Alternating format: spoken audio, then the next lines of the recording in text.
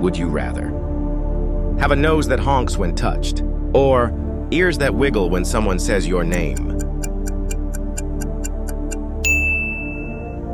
If you had to pick one, have to wear wet socks for the rest of your life, or have a pebble permanently stuck in your shoe?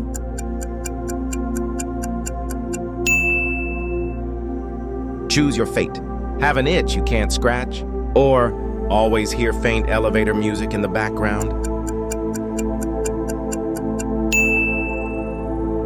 Imagine this, a head half its normal size, or twice its normal size.